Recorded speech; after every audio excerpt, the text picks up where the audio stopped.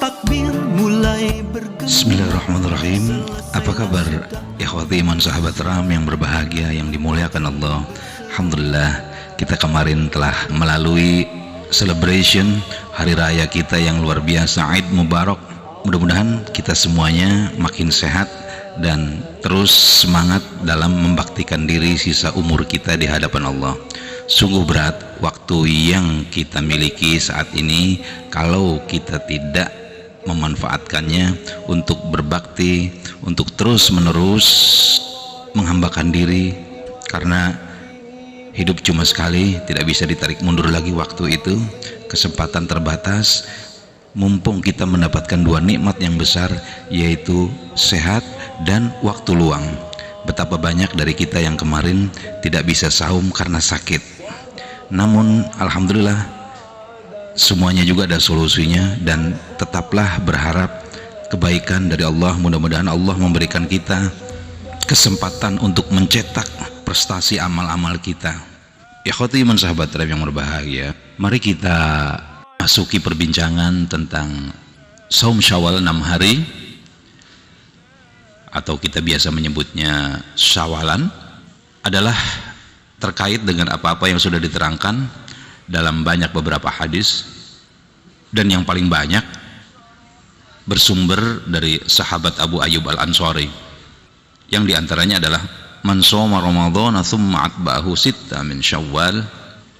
Siapa yang saum Ramadan lalu diikuti dengan saum 6 hari di bulan Syawal, kana kasiyamid dahr, ia seperti saum selama setahun. Atau di hadis yang lain adalah man shoma ramadhana wa atba'ahu bisittinin min Syawalin fakannama shomad dahr. Siapa yang saum Ramadan dan diikuti dengan saum 6 hari di bulan Syawal, fakannama shomad dahr, seakan-akan ia telah saum selama 1 tahun. Di hadis berikutnya sama seperti itu dalam redaksi yang agak berbeda. Man shoma ramadhana wa atba'ahu sitta min Syawal, siapa yang saum Ramadan lalu diikuti dengan saum 6 hari di bulan Syawal, fadzalika siyamud dahr, maka itulah saum selama 1 tahun. Yang terakhir, man shoma ramadhana wa atba'ahu sittan min Syawal, sama pembukaannya, siapa yang saum di bulan Ramadan lalu diikuti dengan saum 6 hari di bulan Syawal, kutiba lahu siyamus sanatin, telah dicatat baginya pahala saum selama setahun. Sahabat Ram rahimakumullah, kira-kira ada 14 mukharrij meriwayatkan dari hadis Abu Ayyub tadi dengan tariq atau dengan jalan yang berbeda-beda, tapi semuanya bersumber dari Sa'ad bin Sa'id Al-Ansari, dari Umar bin Thabit, dan dari Abu Ayyub Al-Ansari. Maka terkait dengan periwayatan saum Syawal ini, Sa'ad bin Sa'id itu tidak tafarrud, tidak sendirian. Dia memiliki mutabbi', penguat ya, yaitu Sofwan bin Sulaim, Yahya bin Sa'id, Abdul Rabbih bin Sa'ad. Maka jelas hadisnya sahih dan dapat dipakai sebagai landasan amal tentang syariat saum 6 hari di bulan Syawal. Makanya Imam Muslim di sini memuat hadis tentang saum Syawal ini dalam kitab sahihnya. Kenapa? Karena memenuhi syarat sahih versi Imam Muslim, tentu begitu. Jadi kita tidak usah ragu tentang kesahihan sanadnya, karena demikian tadi sudah diterangkan. Namun ada lagi beberapa kalangan yang masih menilai dhaif hadis ini karena dari sisi kejanggalan dari matannya, atau disebut dhaif matan, yang dianggap janggal diantaranya tentang kana kasiyamid dahr, keadaannya seperti saum setahun atau seakan-akan saum setahun. Mereka membidik kalimat kana kasiyamid dahr, katanya tidak menunjukkan kejelasan.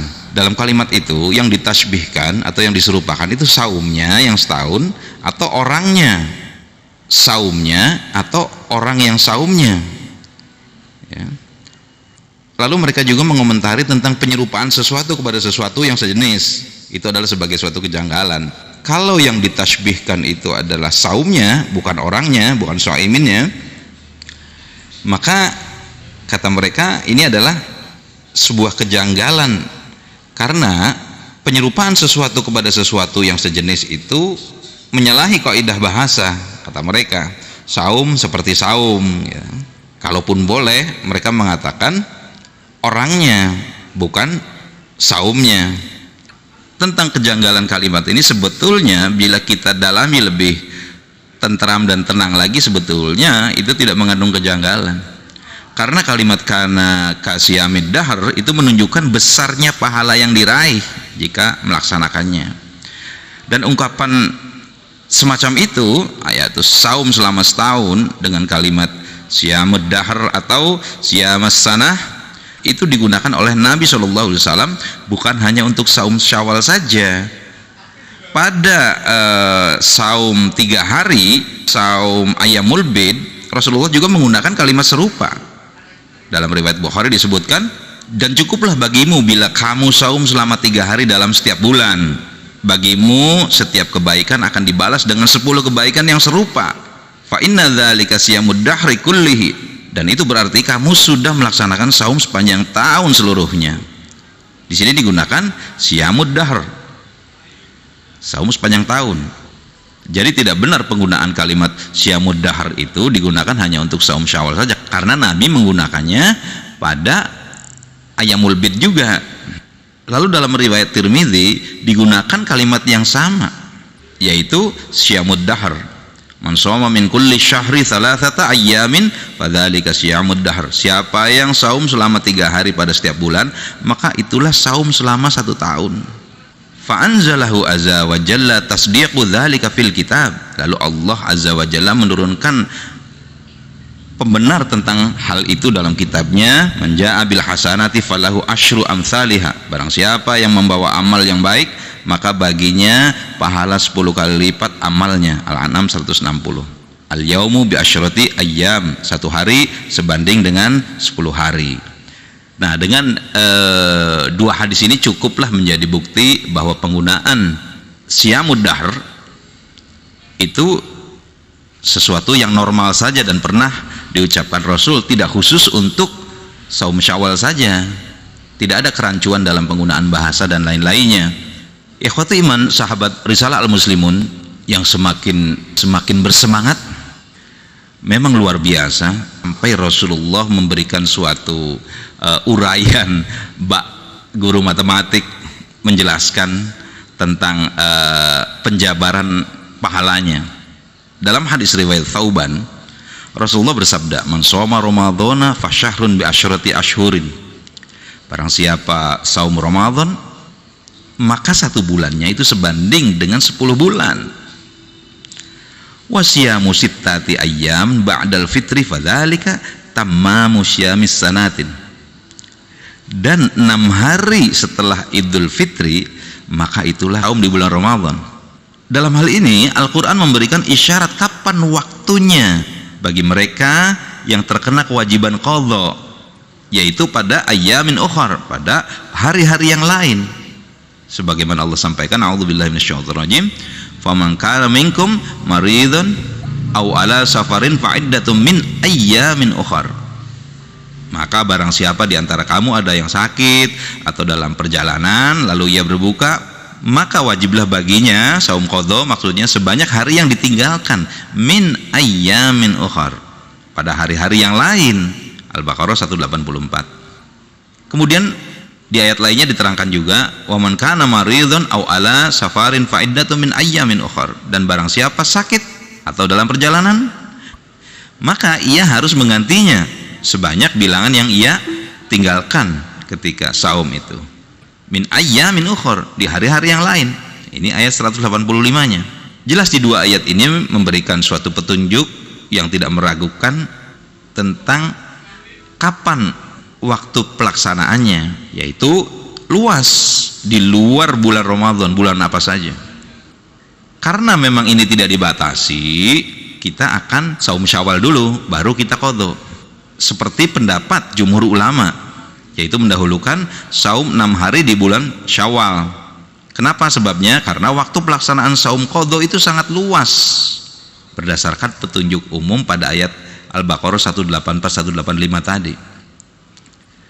Namun sebagian ulama ada yang menyatakan tidak boleh saum Syawal dulu, harus qadha dulu, dengan alasan sabda Nabi tentang saum 6 hari di bulan Syawal itu diperuntukkan bagi mereka yang melaksanakan Ramadan secara sempurna. Ya, jadi artinya kalau yang tidak sempurna, ya penuhi dulu utangnya, seperti itu. Mengingat dari rangkaian kalimat sebelumnya, man shoma Ramadan atau man shoma syahrul Ramadan. Kalimat awal itu menunjukkan bahwa bagi mereka yang melaksanakan saum secara penuh, bukan sebagian. Jadi mereka beranggapan bahwa saum Ramadan itu sebagai syarat sah dari pelaksanaan saum Syawal yang 6 hari itu. Jika seorang batal di bulan Ramadan, berarti ia tidak memenuhi syarat untuk melaksanakan saum Syawal 6 hari itu. Demikian pendapat yang pertama. Tapi menurut hemat kami, pendapat jumhur ulama yang membolehkan mendahulukan 6 hari di bulan Syawal itu adalah lebih pas. Kenapa?